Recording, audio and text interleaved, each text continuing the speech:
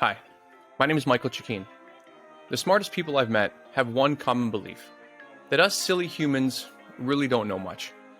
For example, we still don't know why planes stay in the air, or how Tylenol or even gravity works. Yeah, gravity. Look it up.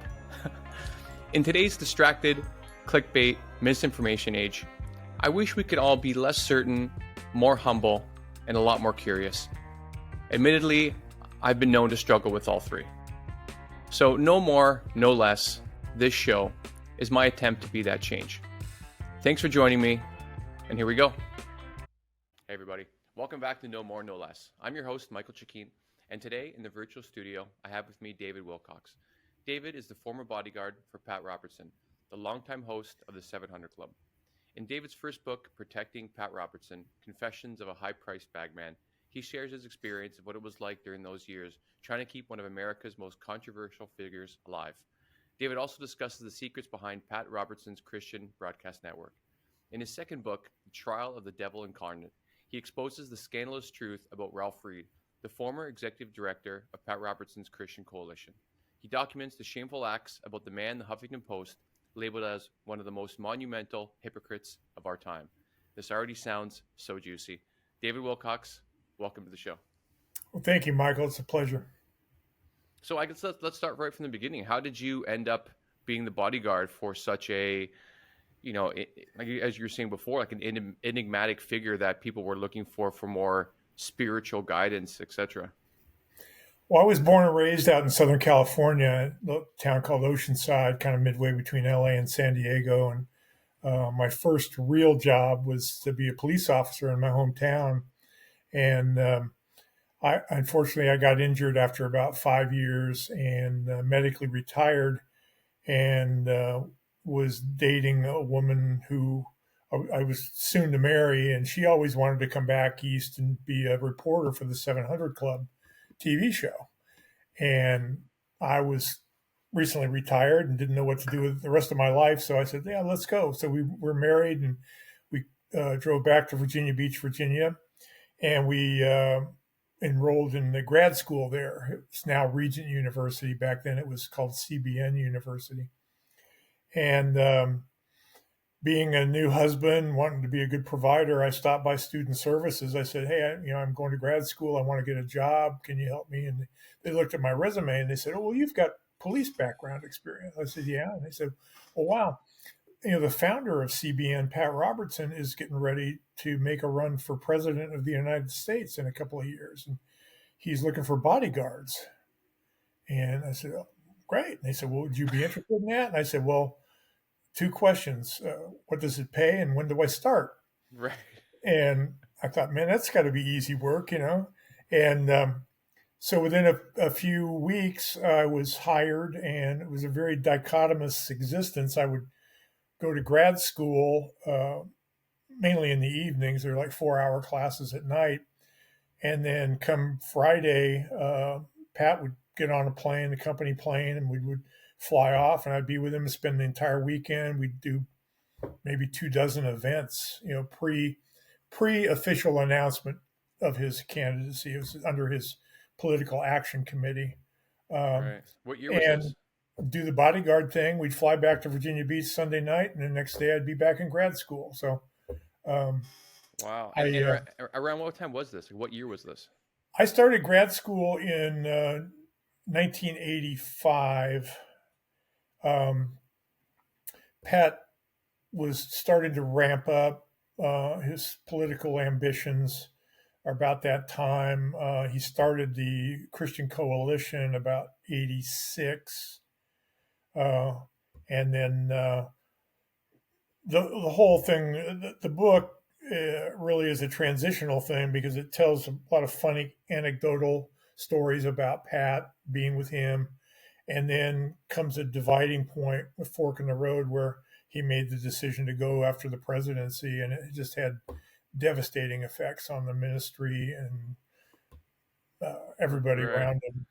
Well, because it makes sense how you're saying you joined up with Pat in 85, because so even growing up in Canada, I remember as a kid, if I was like 11 or 12, just flicking around the TV, I remember seeing the 700 Club a lot, even up in Canada. I remember like Yeah.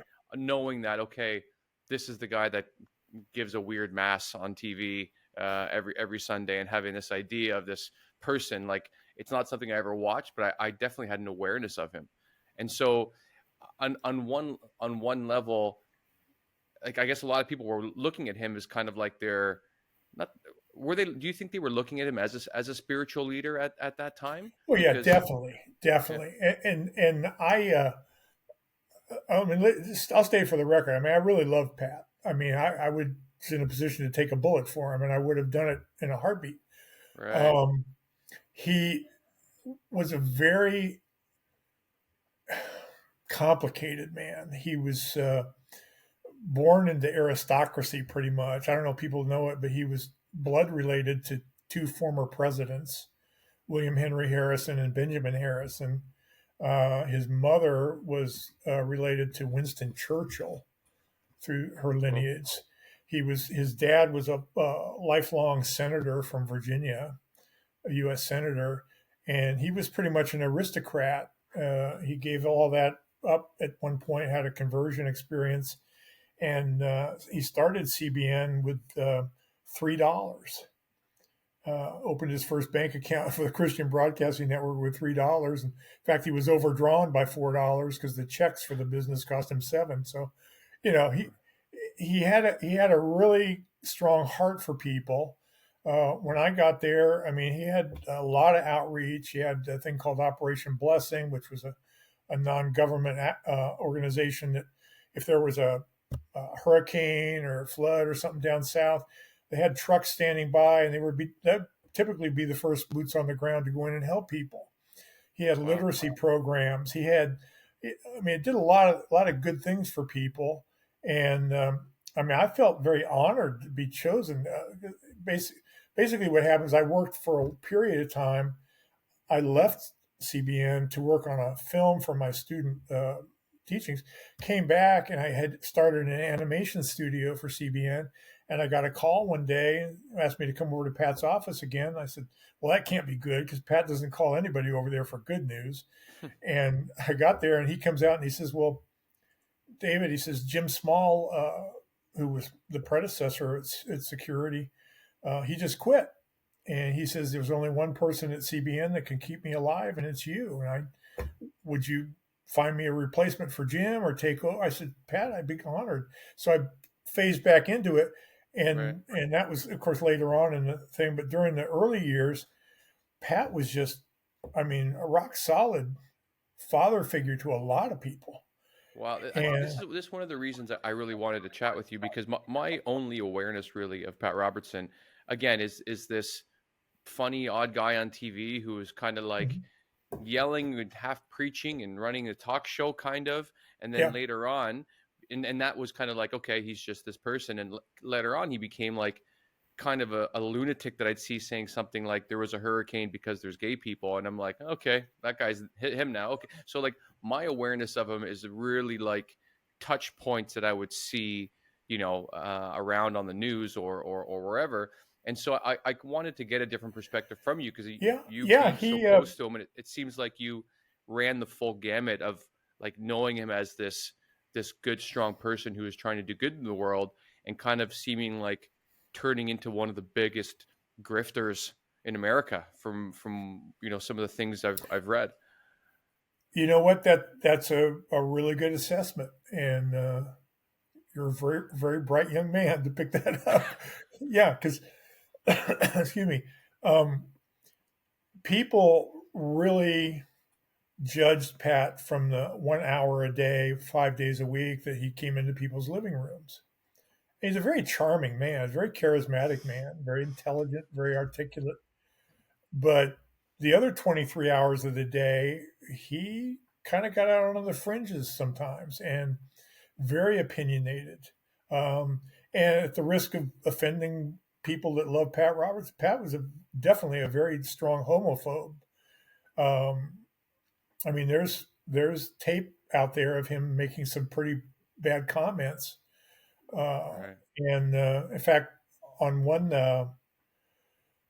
trip, we were flying was a rare time that we were flying commercial. We had a flight attendant, male flight attendant, was a little bit effeminate, and Pat called me up. I was sitting back in coach. Of course, he was in first class, and he tells me, he says, "Keep an eye on this guy." He says, "This guy's a gay. He's a homo."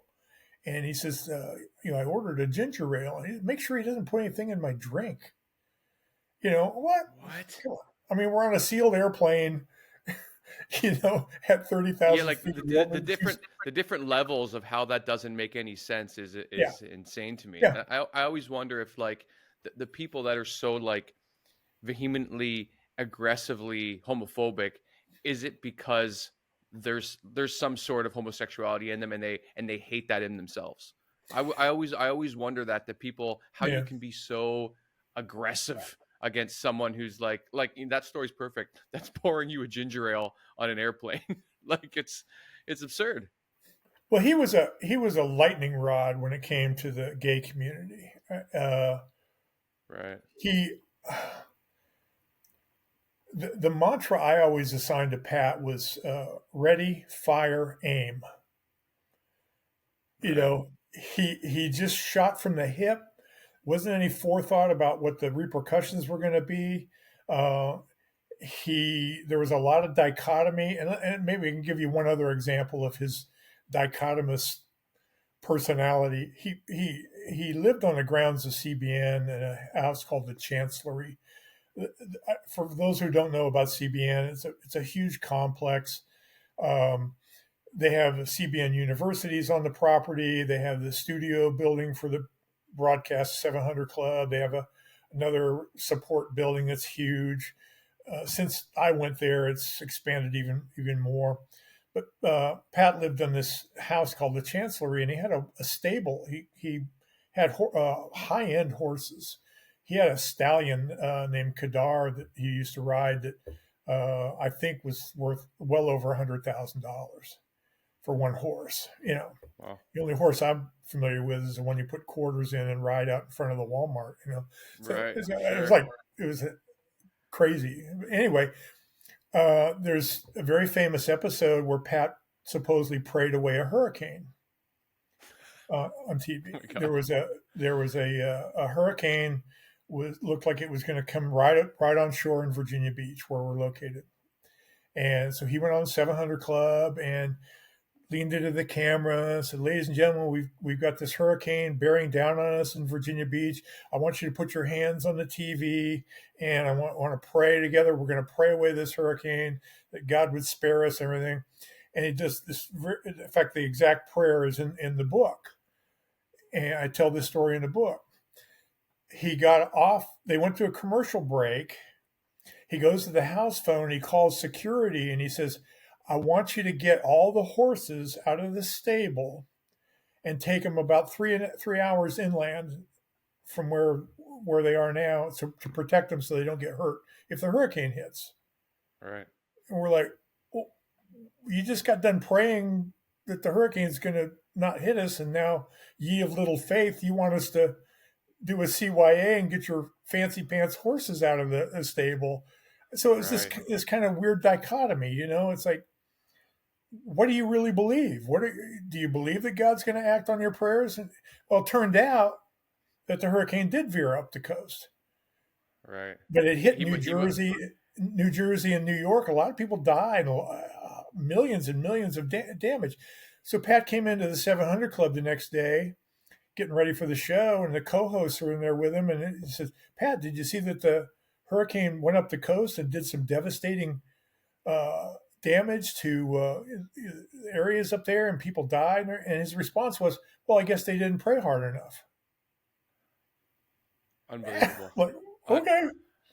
But I wonder if that was because obviously, as you said, he moved his horses. So I wonder if he had this complete separation from when he had to be Pat Robertson, the spiritual leader. But then when it came to his life, it was more like, "Oh, this is all a show. I'm just keeping this CBN network alive, this Christian Broadcasting Network, the university alive, and I just need to be this person that everybody wants me to be, regardless that he was lying to everybody." I think, well, I don't know. I don't know about the lying part.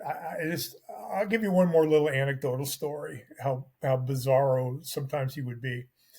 He's Sure. a former Marine. He's a former Golden Gloves boxer. Pat was a pretty formidable guy. He got off the 700 Club one day, and we were in the hallway, and he grabs me. He says, "There's a law student over at student housing, which was about a mile away from the main complex for the university had a student housing complex. He says there's this guy over there. He's a like second year law student. He's been beating his wife up. He's been roughing up his wife.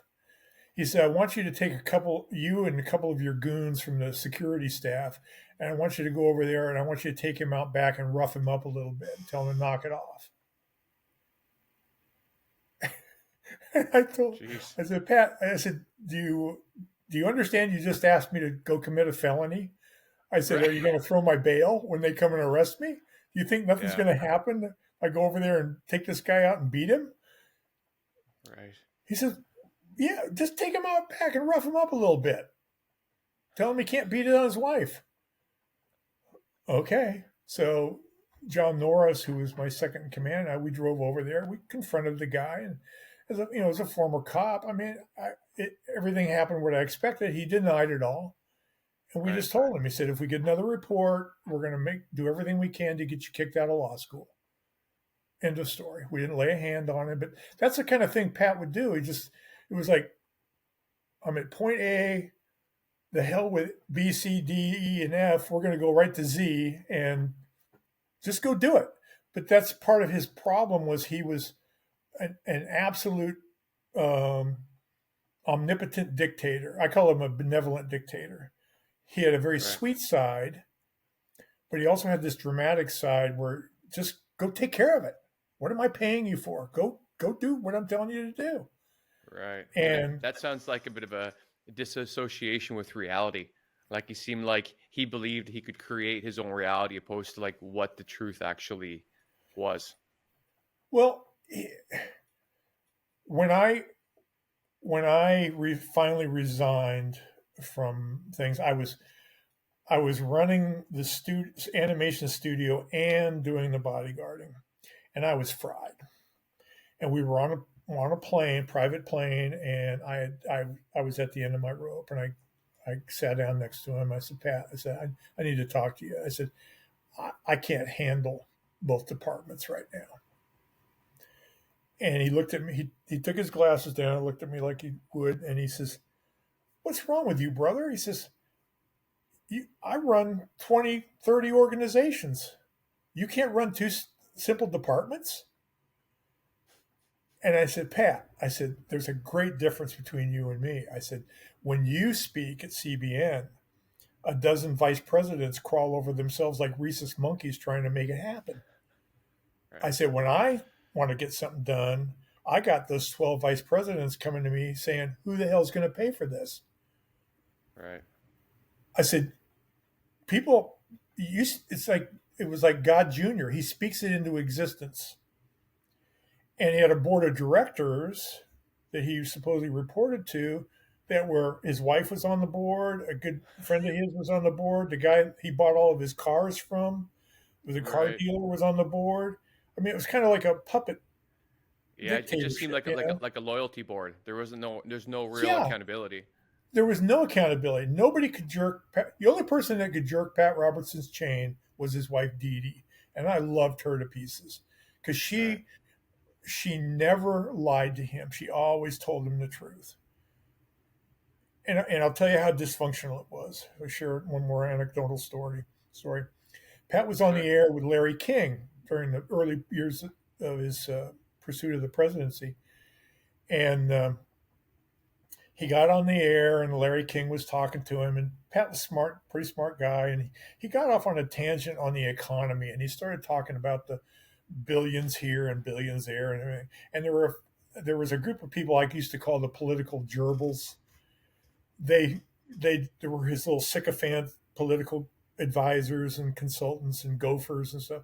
Well, Pat got Right. done with the Larry King interview, and he stepped off the set, And as he would typically do, he stood there and they all gathered around him. And he said, "Well, everybody, how do you think I did?"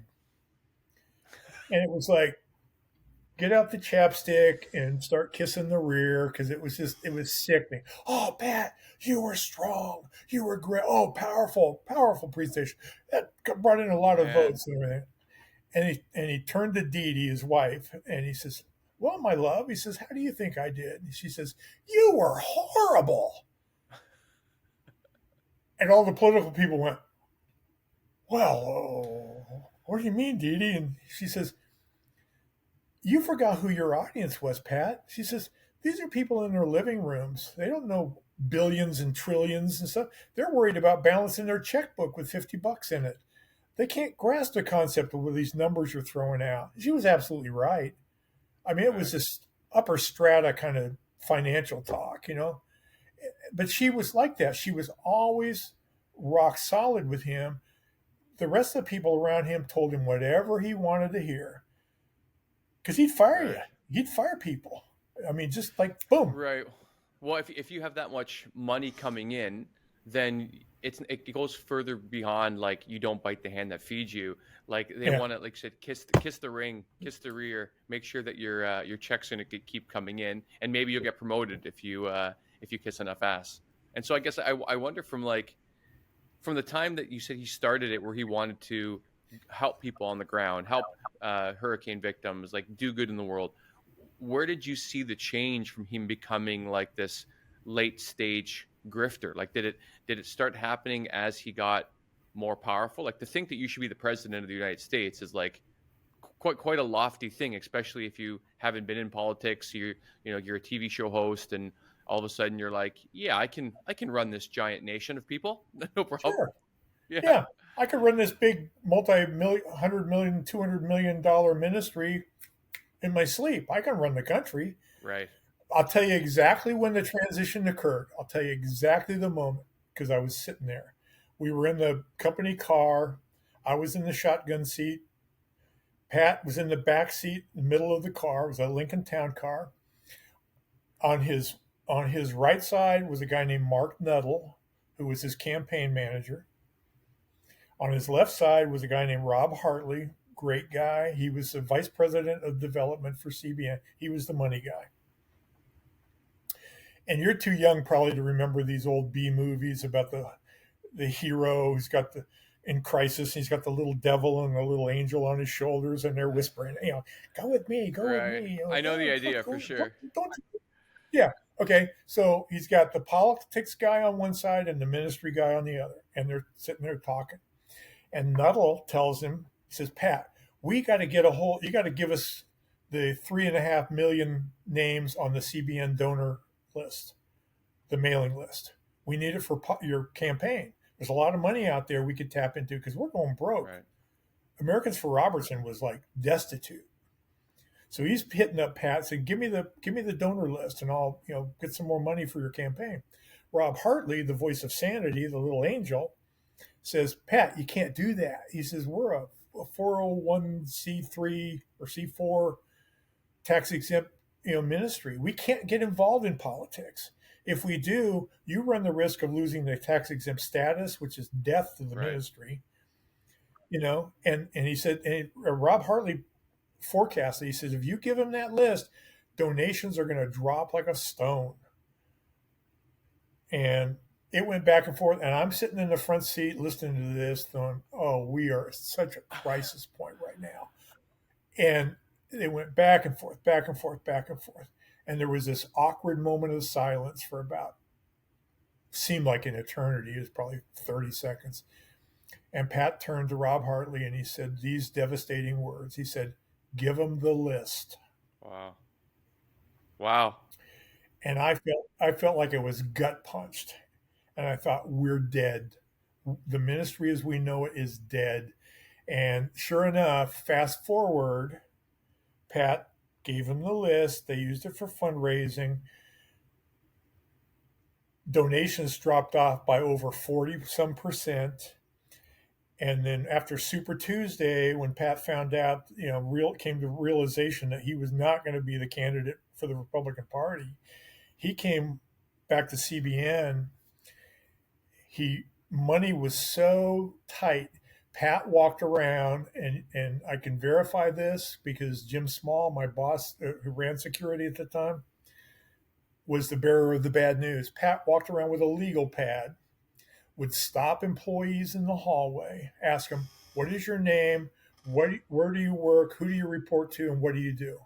And he'd make notes. He'd go home that night. He'd go through the list and give his administrative assistant, Barbara Johnson, the list the next morning. She'd type it up, and these were the people that were going to be laid off. And then Jim got the bad news, like the angel of death, got to walk around CBN and say, "You need to lay off these people." Over 600 employees Wow. who had faithfully worked on behalf of the ministry in all different levels and aspects lost their jobs because of that one decision. Right. Well, and it was if God just went, "I'm going to pull my blessing from you," because, and I told Pat a couple of times throughout our time together, I said, "You know what? There's an old saying, you dance with the one that brought you to the dance, and you didn't get to where you are in politics. You got through here by ministry." And he just kind of sometimes would just look at me and shrug. Right. Well, it's good that you even felt that you could say that, or that you had to say that, because I think people sometimes at that level, when they start gaining a bit of popularity in any field, they think they can, extrapolate that power to anywhere, and they start singing their own legend. Like I've seen people do it in the business world as well, where like they work hard, but they actually catch a lucky break, as many entrepreneurs do, and they think, well, if I can do this, I can do anything, and they just start, trying to start whatever they can, and there's just like loss after loss after loss, until hopefully they had enough of a financial padding that they learn that, and then they get a little bit more humble and start going back to basics. But do you have a moment when, because that seems like a big, like you said, gut punch and disappointment for who you thought he was as a spiritual leader and as a person. Do you remember a moment that you really thought, oh, he's gone to the dark side, to use more like a Star Wars term, like he's turning into an evil person? I wouldn't label him as evil, but the book, in the preface of the book, I point out very strongly that it's a transitional book. It's almost two books in one. It started off being just a story of the funny, anecdotal, quirky assignments I would get from Pat, or the way he'd behave, or some of the idiosyncrasies. And then all of a sudden, politics came into it, and boy, did he go off the rails. And now let me ask you this. Let me ask you let's play. What is it? The Socratic method. I asked you a question. Would you think that Pat Robertson, probably the most controversial televangelist in America at the time, would be a good business partner for a guy named Mobutu Sese Seko, who was the president of Zaire, who had butchered and killed thousands of his own people and was corrupt as the day is long and was pirating millions and millions from his own treasury? Would you think that they would be ideal business partners? Go on. Okay.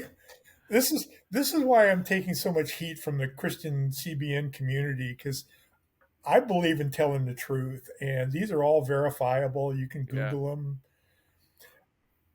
When Pat got back from politics and saw what that little decision had done, his absence from the 700 Club, because he had to step down because of fair use or fair time. He couldn't be using that as a platform anymore, so he stepped off TV for a while. He came back and he saw what the absence had done to the ministry. It devastated it. And he had this epiphany, and he thought, gosh, I'm going to die someday, and I want my little kingdom to continue on and on and on. I got to do something. I got to set up some legacy fundraising mechanism, because when I go, I want it to continue. I want it to flourish. We traveled to Kinshasa, Zaire. It's a cool trip because we got to fly over on the Concorde back in Very the cool. day. We flew to Paris, and we flew on a private jet owned by the president of Zaire, a guy named Mobutu Sese Seko, and kind of a goofy looking rascal. Big horn rimmed glasses and a leopard fez. If you Google him, anyway, the guy was a butcher. The CIA had put him in charge of Zaire back in the day to quell a lot of riots. Tribal warfare and stuff was going on. Guy was a crook. Guy was a butcher. He gets a hold of Pat. Apparently, Mobutu needed some good PR. He wanted to improve his image, so he figures, well, I'll reach out to some of these televangelists in America, and if I get a photo op or two with them, people think I'm an all right guy. So he reaches out to a couple. Most of them had foresight to say, "No way in hell am I going to stand next to you. You're a murderer." Not Pat. So we flew over to Zaire. We had a small entourage of people, and we met with Mobutu, and we took a little sojourn out to the countryside. They gave us a nickel tour of the place, and there were diamonds laying on the ground in some of these little villages, little piles of industrial grade diamonds, but they were diamonds nonetheless. And we asked, what are these little stones? Oh, those are diamonds. What are they doing? Well, they're in the dirt on the floors of these huts that people are living in. They don't like stepping on them, so they just scrape them up and put them by the side of the door. So there's diamond. Zaire, I was amazed. I did some research on it. Zaire, back in those days, I don't know where it is now, but it was a really rich country as far as natural resources. I mean, they had 3 growing climates a year, hardwood, diamonds, gold. I mean, it's Shangri-La for entrepreneurs. Right. And Pat realized that. So fast forward, Pat cuts a deal with Mobutu to start a diamond mining business in Zaire. Okay, you following me? What the heck? All right. Now, I left shortly thereafter, but I've researched it for the book. Here's what happened. There was a time when a bunch of exiles were flooding into Zaire. I'm trying to remember exactly where they were coming from. Anyway, there's about 1 million people came from another African country to Zaire. They were refugees from the wars that were going on in their country. And Pat goes over, gets on the TV, and he's had this group Operation Blessing, and he's leaning in. He says, he's showing photos of all these refugees. They were dying of cholera. So Pat comes up with this plan. He says, "Well, I'm gonna get a team of 100 doctors, and if you'll support me in this, send in your $20 a month or whatever for this campaign, we're going to go over there and we're going to send medicine. We're going to rescue these people. We're going to help these people dying of cholera, et cetera, et cetera." And people responded with millions. Wow. Okay. Now, this is in the book. There's photos in the book. The majority of that money was spent to move diamond mining dredges and gold dredges around on planes that were supposedly taking in relief supplies. The pilot of those planes, the guy named, I think his name was Hinkle, kept a diary of where they traveled to and what the purpose of. About 90% of the flights were to support this gold mining venture that Pat started with Mobutu. Unbelievable. Like the people who were on the ground helping the cholera victims, they said, "Oh yeah, CBN was here. There were about a handful of people, and they were walking around with Bibles. They had one tent, and they brought probably a lifetime supply of Tylenol, and that was the medication they were providing." He said, and they said, "You don't treat cholera with Tylenol." What the heck? But David, I'm serious. This sounds a little bit evil to me. that is so. It's ego. It's ego. It was ego. and Pat was holding up photos that were not CBN people. They were one of the relief groups like Doctors Without Borders or one of Right. those groups that were there doing legitimate Right. work. And he's talking about, us flying relief. We're the first on the ground. We're there. We're there. It was just a pack of propaganda. Right. And then when that turned up zero results of diamonds in Zaire, Pat goes to Liberia and he partners up with a guy named I'm having a senior moment here. Another butcher. Anyway, I just had it on the tip of my head. He was the president of Liberia. The guy ended up being convicted of of crimes against humanity later on. He did the same thing as Mobutu, butchered people. I think he was charged with 13 counts of crimes against humanity, and I'll think of the name in a minute. Anyway, Pat gets into a gold mining business with him called the African Development Corporation, and they're doing the same thing over there.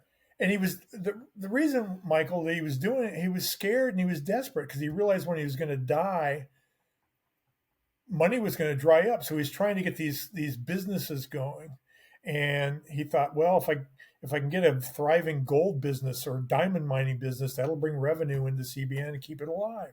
Right. He tried to corner the oil market in Southern California. He spent millions. And I go back to this thing about ready, fire, aim. Okay, this is his way of operating. This guy Nelson Happy was a Regent University administrator, and he was a businessman. He comes to Pat and tells him about this oil refinery he could be bought out in Long Beach, California, for pennies on the dollar, and they can put some money into it and rehab it. They can offload oil from the Long Beach harbor, refine it, and they could corner the gasoline market in Southern California, the oil industry. Pat's like, marvelous, let's do it. They don't research it. They don't do anything. They go out there, they buy this oil refinery. Anybody with a laptop computer could have researched it and found out it was a decrepit oil refinery. It was it had the most EPA violations of any oil refinery. In fact, the neighbors within like about a 5-mile radius of this oil refinery, back in its heyday, were complaining because the pollution coming from it were ruining their paint jobs, were making their kids sick, everything. But hey, well, we're going to go buy it and turn it around, and we're going to corner the oil mine. They spent, I'm quoting these numbers off the top of my head, probably $40 million into this thing, never processed a single drop of oil. In fact, the state of California shut them down before they could even start because of all the violations they would have had to, regulate and stuff.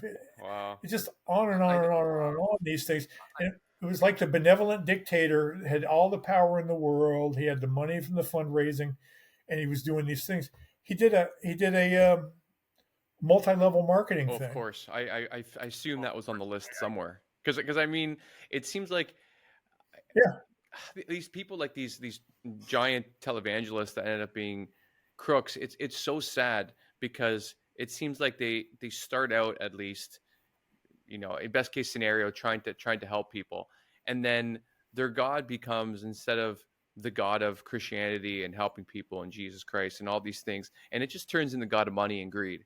Because if he needed this money and he had $40 million to put into an oil refinery, like if he would have just done the things that are in the tenets of the people that follow him, and like trying to help the poor and the disenfranchised and the weak, like there is a lot of like groundswell for donations for things like that, and he could have done so much good with that money that it just sounds like so much personal greed that he would go into a country which, like those two African countries where the people he's supporting are butchers and murdering people, but he thought that he could create this business instead of just like, man, there's so many Americans that could have used his help or used, more spiritual guidance for what they were looking for. Sure. It honestly, it just makes me so sad because like I used to be Catholic. I'm not a believer anymore, but like so I know a lot of religious people that are just great, wonderful, kind people that want to do good in the world, and it really makes me Sure. so angry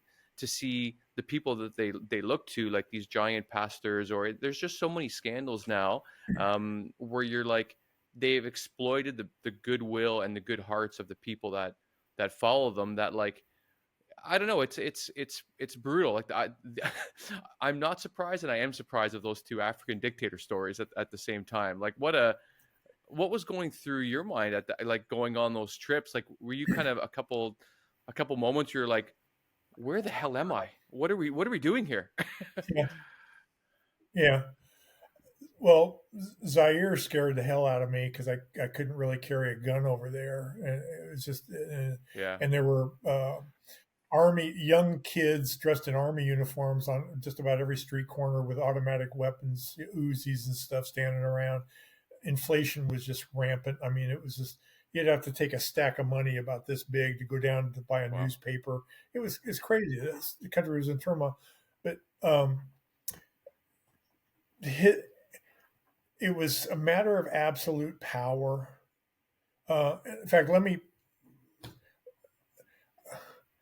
the followers at CBN, and don't get me wrong, I love the people at CBN. The base workers, tremendous people. I mean, just yeah, dedicated. Worked for they worked for basically a pittance of what they could have earned out in the real world because they worked for a ministry. Dedicated as the day is long. I'm not trying to demean them in any way, shape, or sure, form, but the head of the dragon took the dragon in some courses that it shouldn't have ventured in, and it was sad. Probably the biggest one that affected me personally, and I don't know if you're familiar with it, was the conversion of the Family Channel cable network. no, Um, I remember Family Channel. CBN, okay, CBN started a thing called CBN Cable. They were one of the first cable, if not the first cable network to use satellites to broadcast Huh. around the world. They had a transmission center right on the grounds of CBN, and they would broadcast the 700 Club and some other religious shows. Started and it was built on donations. It was built on tax exempt donations from the supporters of CBN. It started getting really popular, and so then they spun it off into what they called the Family Channel, the CBN Family Channel, and then they dropped the CBN part of it. And the Family Channel made its career out of doing reruns of old westerns, good family programming. It was very moral, ethical. They didn't advertise on anything like that. There's a building at CBN called the Corporate Support Building. It's a lot of administrative, bookkeeping, warehouse, things like that.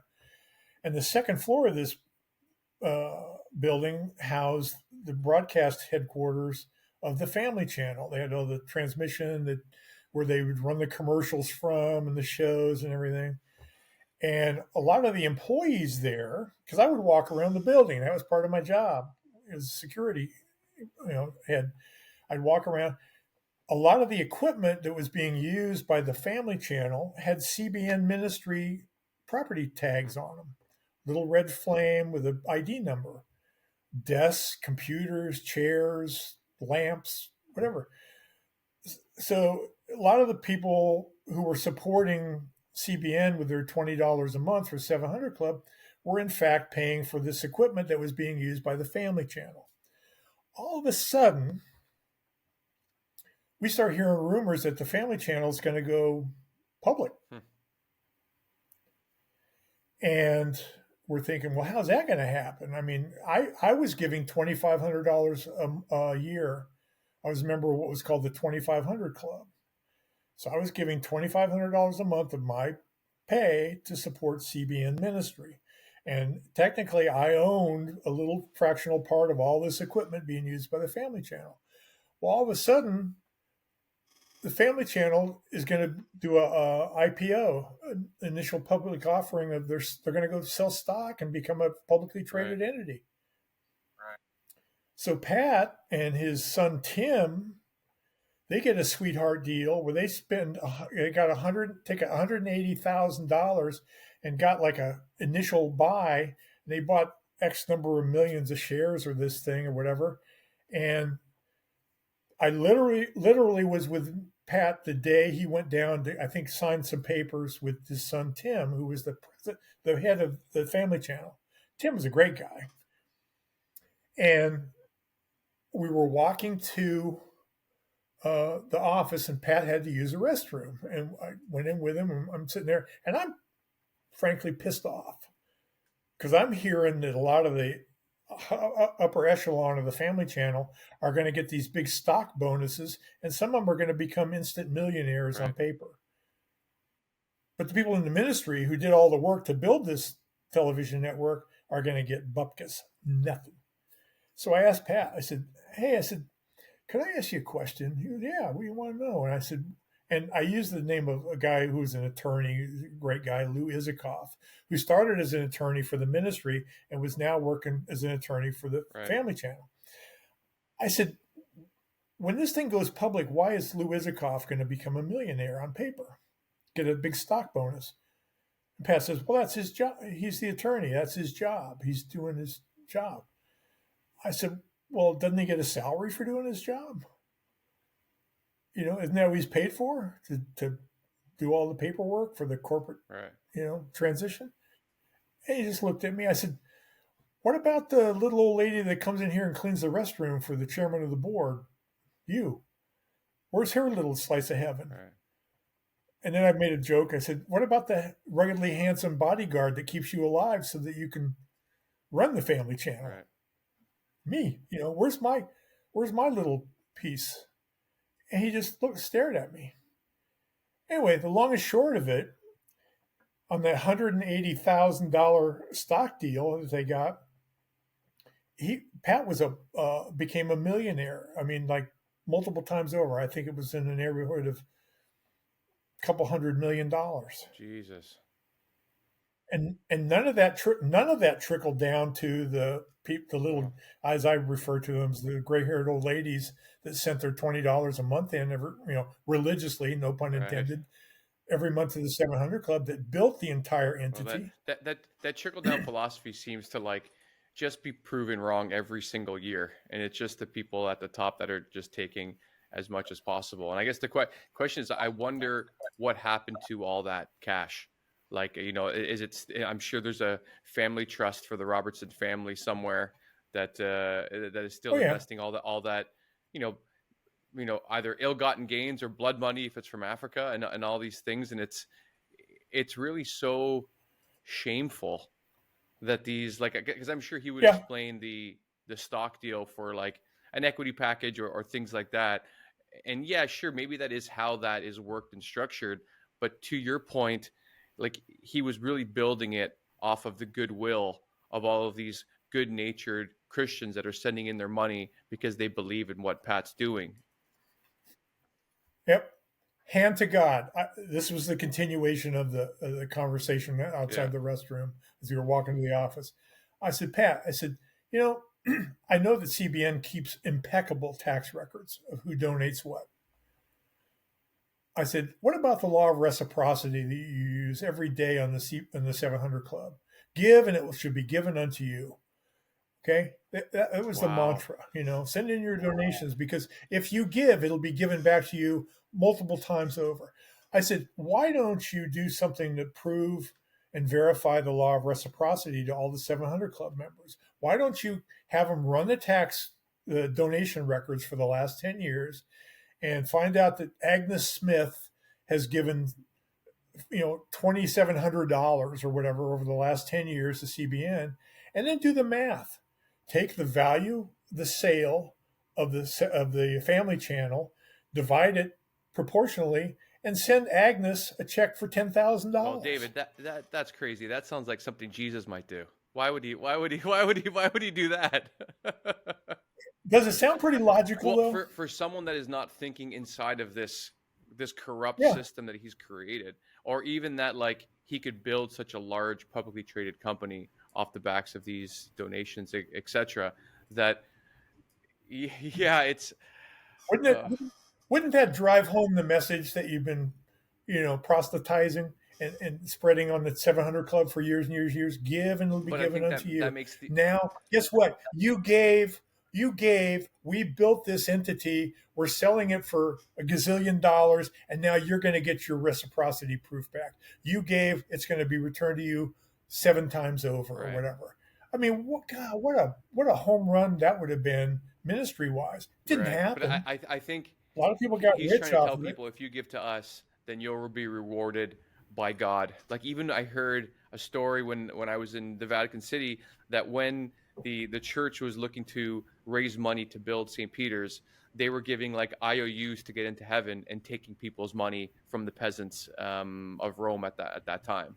And like it really is a story immemorial of a lot of these religious leaders that think that they can kind of pillage all of their followers because they deserve to be on high, and that means in this world now to have money and riches and all these things. And it's, I don't know, I wonder why we continue to give money to these fake icons over and over and over again. And is it just maybe because some people continue to have goodwill and they want to have faith in people that they're going to be good, even though I don't know how many times it's been proven now that these people are just taking the money and padding their own wallets. Well, since we're on the subject of fake bamboozlers, let me just tell you about Ralph Sure. Reed real quick. Pat started the Christian Coalition back in '86, I believe. He put this guy Ralph Reed in charge of it. And when I first met Ralph, and this is in my Ralph Reed book, I said, being an ex-cop, my bullshit detector went off in my head immediately. I thought, this guy is a flim-flammer. He's smarmy. He's just creepy little dude, And boy, now people saw him for years standing up there as the last bastion of Christian conservatism for the Christian Coalition. He fought against gambling. He fought against, infidelity, abortion, all these other hot topics of the day. Well, he runs the Christian Coalition into the ground. It was basically a shill for the Republican Party. He was using the resources of the Christian Coalition to help George Bush Sr. and then George W. Bush. He built up a lot of favors with the Republican Party, but he violated the law. He used a tax-exempt organization that wasn't supposed to get involved. They were supposed to be an educational organization by mandate, by the IRS mandates. They were far from it. He was out there just helping the Bushes and the Republican Party and the conservative politicians. He ends up leaving the Christian Coalition like a scalded dog, getting the hell out of there because he was on the verge of getting possibly federally indicted. They were doing investigations on his illegalities. He like Pat Robertson, he didn't choose his friends wisely. He gets a hold of a guy named Jack Abramoff, who was a high-powered lobbyist at the time. Well, they were old-time buddies back from their college days. And so he sends, and this is all in the Ralph Reed book, he sends Abramoff an email, says, hey, now that I'm not doing politics anymore, I need some help, quote, humping in corporate accounts. Jeez. So Abramoff feeds him a couple of do-nothing contracts. Reed was getting paid tens of thousands a month to do these contracts. Just one of the things that Reed did, he was railing against gambling. Okay, it's a Christian Coalition. He called gambling a cancer. It was stealing the food from children and destroying homes, and gambling was the worst thing to come down the pike in a long time. Raising hundreds of millions of dollars for the Christian Coalition on this platform. Gambling's a cancer. He leaves the Christian Coalition, and Abramoff and a guy named Michael Scanlon, his business partner, and Reed, they made 60-some million bilking 6 Indian tribes uh, out of under the guise of helping support their gambling casinos. Reed made over $4 million. There was a tribe in Louisiana called the Coshada tribe, and it's confusing because there was the Louisiana Coshada tribe, and then there was a group called the Alabama Right. Coshada tribe. The Louisiana Coshada had a thriving casino in Louisiana. Abramoff gets a hold of them. They were doing some stuff, lobbying for them, and he gets a hold of them and says, "Hey, there's a Coshada tribe, the Alabama Coshada, is going to build a casino 2 hours drive from you across the border in Texas.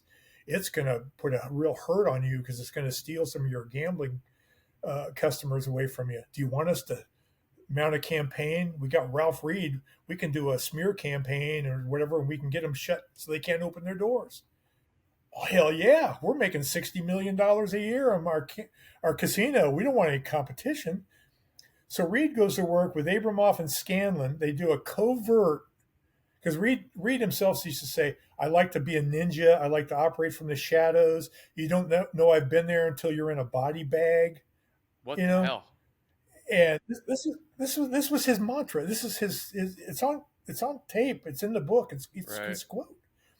So they build this. They work in cahoots with John Cornyn, who was the Attorney General in Texas, and also with George W. Bush, who was the governor in Texas, and he was anti-gambling in Texas. And they mount this campaign, and they end up getting the casino in Texas that the Alabama Coshada tribe was going to say couldn't open. They Right. sabotaged them. Smear campaign. Now, you got to pay attention on this. This is lovely. Just shows the duplicity of Ralph Reed. At the same time, there's an existing casino on the other side of Texas, 900 miles away, near El Paso, run by an Indian tribe called the Tigwa tribe. Now they're running a casino there. They're making about 60 mil a year. But here's the difference, Michael. Their money is going to the people on their reservation, their tribe. They're paying for health care for their elderly. They're giving scholarships to the youth to get them Wow. in college. These are destitute Indian, Right. community. Infrastructure. The casino provided jobs for the people in their community and everything. Doing a lot of good things with that gambling money. Abramoff goes to the Louisiana tribe, says, "Hey, we got bad news. We just found out there's a tribe running a casino over in El Paso. They're probably stealing your customers too. Do you want us to shut them down?" Hell yeah, we do. So Reed starts another campaign. Now, keep in mind, this is the guy that made millions speaking out against gambling at the Christian Coalition. Now he's secretly trying to protect a gambling casino in Louisiana. Covert, behind the scenes, they shut down. They did their dirty work. The Tigwas don't have any idea it's Abramoff, Scanlon, and Reed behind this. They think it's Attorney General Cornyn and Right. stuff. They shut down the Tigwas. They go dark. 3 days later, Abramoff and Scanlon go back to the Tigwas to play the hero because Tigwas don't know they're talking to the guys that got Right. them shut down. Abramoff and Scanlon show up and they go, "Hey, we heard you guys got shut down. We feel so bad, but guess what? We've got a plan. We think we can get you back open. We got a couple politicians in D.C., a couple of representatives, Tom DeLay and a guy named Bob Ney. They're in our hip pocket. They owe us some favors. So for about $4 million, we think we can get some legislation put in an obscure bill that's going to be voted on that'll allow you to open back up. Would that be of interest to you?" Hell yeah, it would. What the hell? Pay you $4 million and we get access to $60 million back running our casino? Where do we sign? They paid Ralph Reed. Reed made a boatload of money on this campaign and plus the Yeah. original campaign. Uh, Fortunately, unfortunately for the Tiguas, the campaign fell apart because a couple of the representatives were under investigation and they got cold feet and didn't want to Surprise, stir the surprise. pot. But they lost, the Tiguas lost over $4 million to try, swindled Grifters, out of it. grifters Okay, everywhere, and so yeah, so 2004, 2005. You're going to love this. John McCain is heading up a Senate investigation, which eventually became called the Gimme Five, because that was Abramoff and Scanlon's code word for their swindling operation was the Gimme Five. It's called the Gimme Five Investigative Committee. They were investigating these fraud charges. Okay. They subpoena all the key players. Abramoff appears, Scanlon appears, all their subordinates appears. One guy didn't appear. Who do you think that was? Ralph right. Reed, the covert ninja that did all the dirty work. Okay. Fast forward through the Senate investigation, Scanlon ends up pleading guilty. I think he does about 40 months in prison. I'm sorry, Right. Abramoff did. Scanlon goes to prison. A handful of other subordinates that played a much lesser part in the entire affair than Ralph Reed did went to jail, paid fines, lost their jobs, whole 9 yards. Ralph Reed never appeared, never had to testify. The Senate transcript from the investigation mentions Reed over 200 times. In my book, I have checks that were laundered by Ralph Reed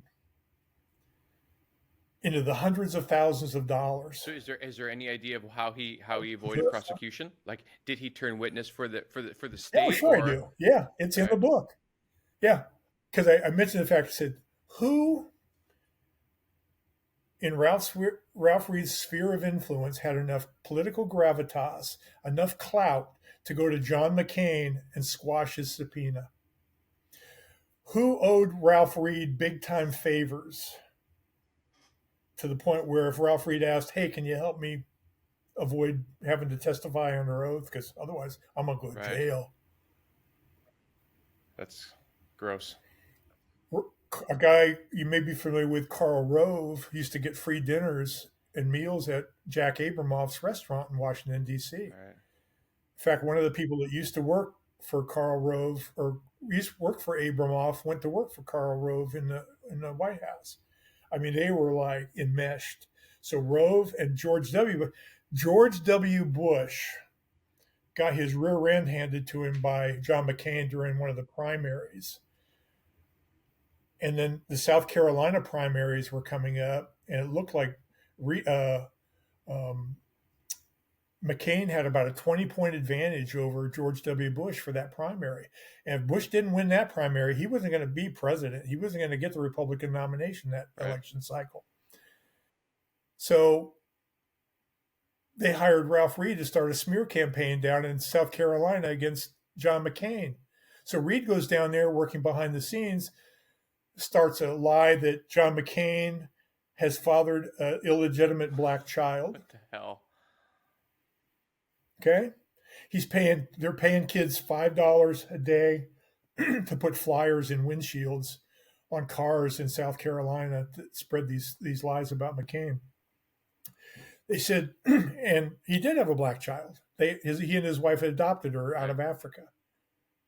Didn't father her out of illegitimacy or anything like that. So it was just always skewing the truth a little bit. They said that Cindy McCain was a drug addict. Well, she was taking painkillers from a back surgery she had undergone.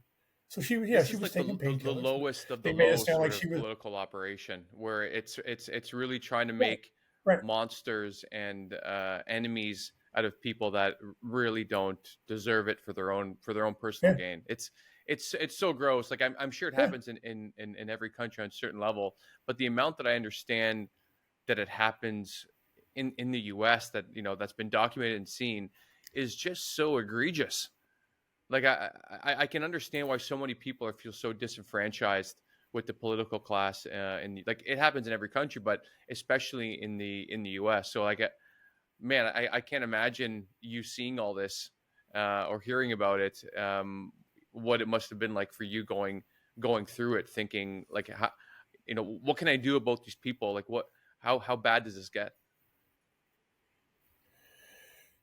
Well, I would recommend wholeheartedly, and not just because I'm the author, but if you want to find out how deep the duplicity and just the flimflammery and the illegalities that were done by Ralph Reed, get this book.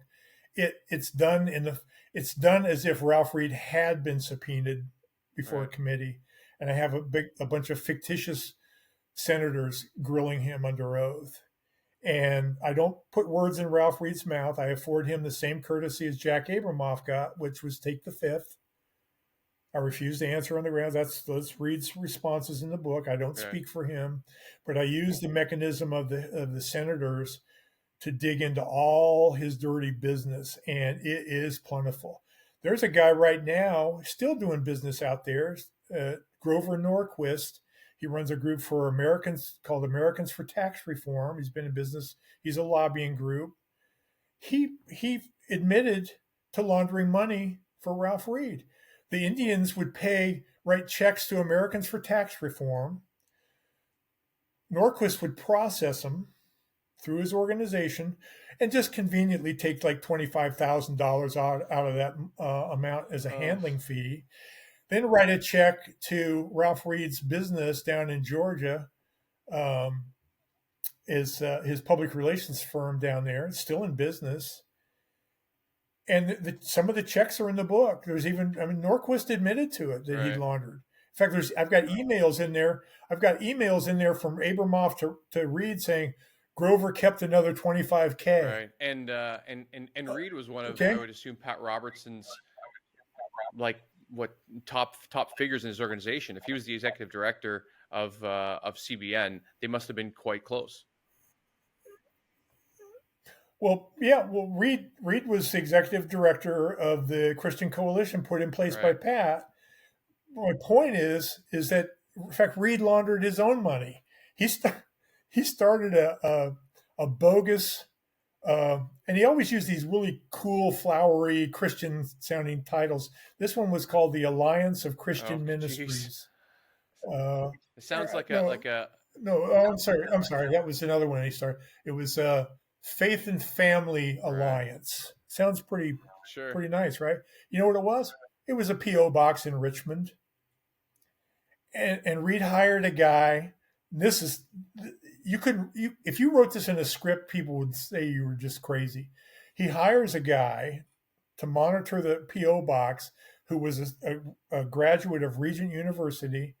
The guy was later convicted of internet pornography with children and went to jail for a couple of years. This guy was monitoring the PO box. This and where these tribes and the people paying Reed would send the money to the checks made out to this bogus organization. This guy would pick up the checks, endorse them, put them in their bank account, sit on them for a few days, and then write corresponding checks to Reed's organization, his lobbying organization down in Georgia. And he was doing stuff that the mafia does. He's laundering Yeah. his money.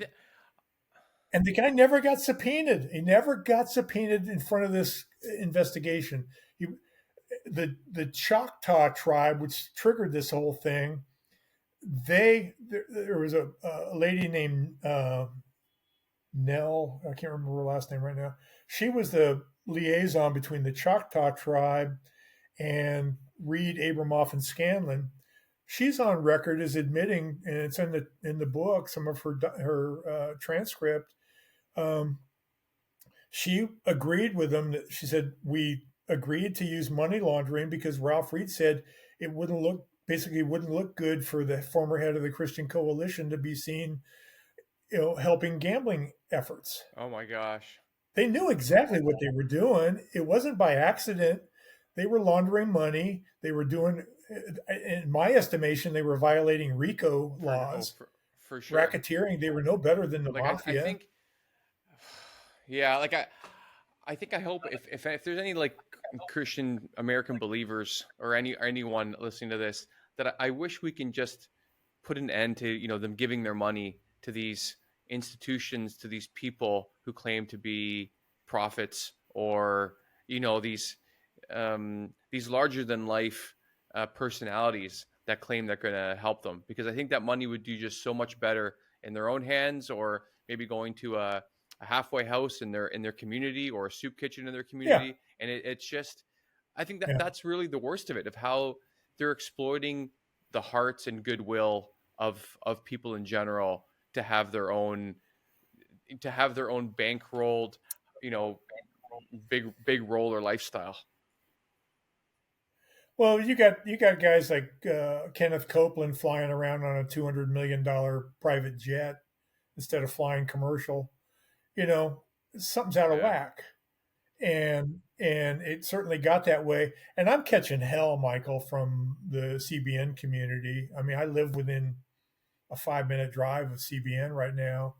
When I posted the first thing about my book, I mean, people I had worked with over there were like, "Well, I hope you enjoy your blood money. Right. You're a Pharisee, you're a backstabber, you're betraying the faith and all this." My response was, "I tell you what," I said, "you're going to judge Pat Robertson from the 1 hour a day you watched him on the 700 Club." I said, "I was with him 24/7 at times, and I saw every wart, every blemish. I saw when he lost his temper. I saw the decisions he made." I said, "You can attack me all you want, but how are you going to justify that to the 600 plus employees that lost their job because he broke the law and gave the donor list to his political Right. organization?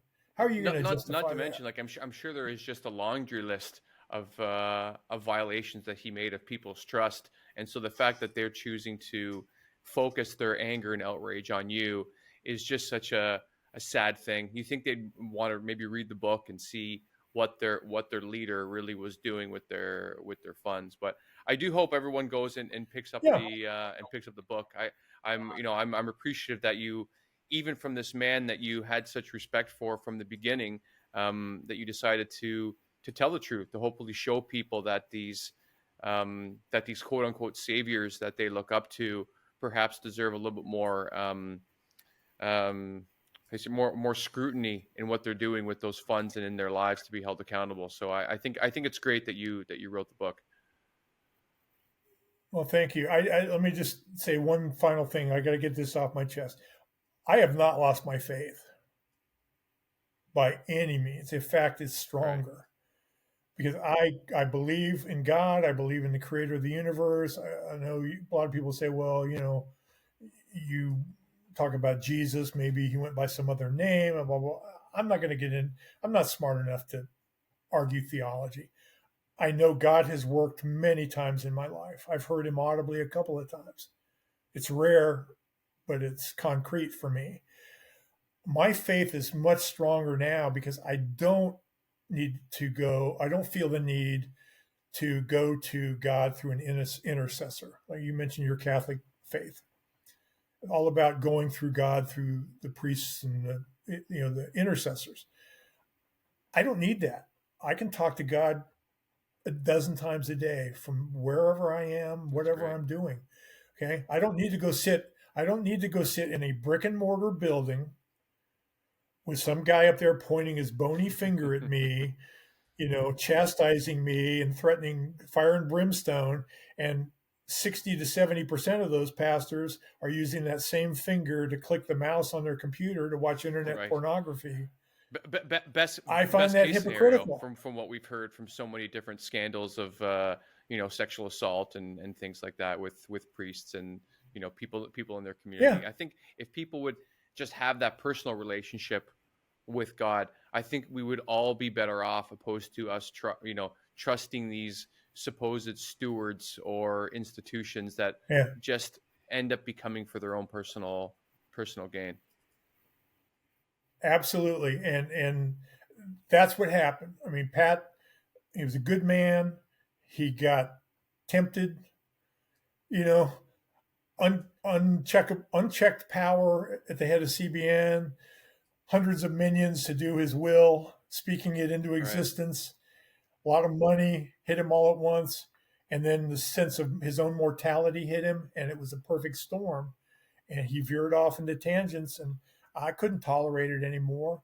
My predecessor, Jim Small, same way. He said I just saw too much going wrong, and I couldn't support it. I couldn't justify it. And I don't hate Pat for it. He shows he's human. We're all human. We all fail. We all fall short. But when you're impacting people's lives and everything like that to the level he did, it just wasn't right. But yeah, my faith is much stronger now. I don't need the intercessors anymore. That's great. You know, I hope people get to read the books all the way through because, like I say, the Robertson book is very transitional. You'll see about midway that this transition takes place, and it's like, holy crap, this guy did this. This is the guy that leaned into the 700 Club and seemed so fatherly and so full of love. He did this, And then Ralph Reed, Reed started off as just going to be a chapter in the Pat Robertson book, and I started peeling away the layers of the rotten onion, and I was like, holy crap, I could write a whole book about this guy. I still got stuff to tell about him. I want people to learn.